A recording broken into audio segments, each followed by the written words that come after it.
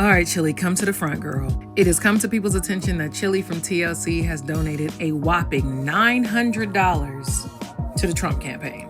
Now, before I get too deep into this, I feel like it's important to point out that Black women be the main ones getting criticized the most and the harshest for their political views. I am not saying she's right by any means. You already know where I stand. But I vaguely remember this happening to Chrisette Michele 10 years ago. She lost fans, she lost followers, she even lost a potential gig with filmmaker Spike Lee. When the news broke, Spike Lee posted on Instagram, "I was thinking about using Chrisette's song Black Girl Magic in my Netflix series. She's Gotta Have It, not anymore." However, Chili from TLC, they found some donations that came up to about $900 and said that she donated to the Trump campaign. She's denied these claims. That's just not who I am. But what's in black and white don't lie. But this ain't the first time Chili has been caught up in some weird, just a little weirdness.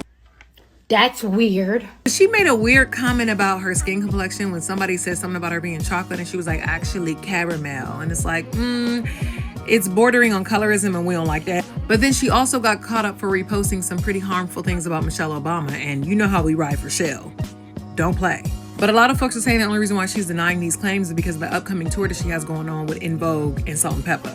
And in fact, I think Salt from Salt and Pepper came forward and defended her, and that didn't go her way at all. Sometimes it's best to just say nothing at all. Saying nothing is always an option. This is also kind of perfect timing, seeing as the pro-Nazi rapper Kanye West just had 2 major shows in LA that had incredible support from celebrities and fans alike. And he also shared really damning, harmful comments that were anti-Black, just racist as hell, and also anti-Semitic. It is a weird position for him to be in. That's weird. But he also shared harmful comments that should have gotten him canceled. However, he's still selling out tours, and that don't seem right at all. In fact, his album was sitting at #1 all of last week. So what's really tea? But going back to Chili likes to be on the wrong side of shit, and I think that's kind of her kink. I can't really put a finger as to why that is, but she is often on the wrong side of history. She has made colorist comments, anti-Black comments, and for me, I feel like when you have a legacy as strong as TLC's, I need you to choose silence as often as possible. It's been highlighted in both the USA and the UK is the Black Lives Matter movement. Did you guys feel strongly about it when it was all kicking off in America? But you having said that you're not into the politics that much, did that affect you? Well, I didn't go into any marches or anything like that, but for me, all lives matter. All lives matter. All lives matter.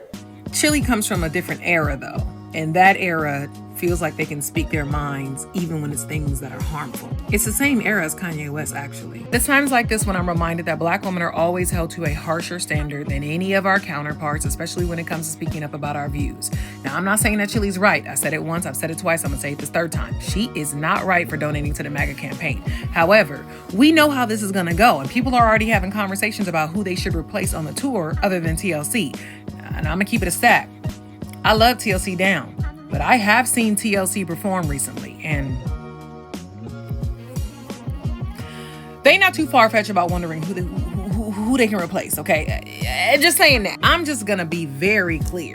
There are people that they could put on this tour. Now, A-Marie got a lot of bops, and she's just short of that era. She could get up there, but she doesn't want to bring her music down an octave, so maybe not A-Marie. Monica can always slide up in there. We would love to hear some Monica. Is Fantasia too big of a name? Because Fantasia would be great.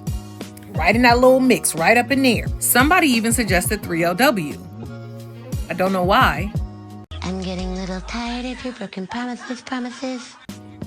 But someone suggested 3LW. But honestly, Salt and Pepper and In Vogue can just do it on their own, to be completely honest. If I bought tickets to that show, I wouldn't mind if TLC wasn't on the ticket anymore. I ain't gonna lie. But these are really harsh times for Black women, and we're being held to such a harsh standard that the least we could do is get some grace right now. Black women are the most laid off. Black women are the most experience homelessness. Black women are the most women to experience financial hardship during times like this. So at least we can get a little bit of grace. But if you out here supporting MAGA, I ain't got a lot of grace for you. I ain't gonna lie. All lives matter. I can see why people are having conversations about who they can replace TLC with on this tour. But it still seems like perfect timing that TLC will be under this harsh scrutiny, specifically Chili, under this harsh scrutiny for donating $900 to MAGA. Is about to nominate the biggest jackass in the history of politics. A group member voted for him. Well, when someone as powerful in the music industry and as influential as Kanye West gets to basically go on a redemption tour right now.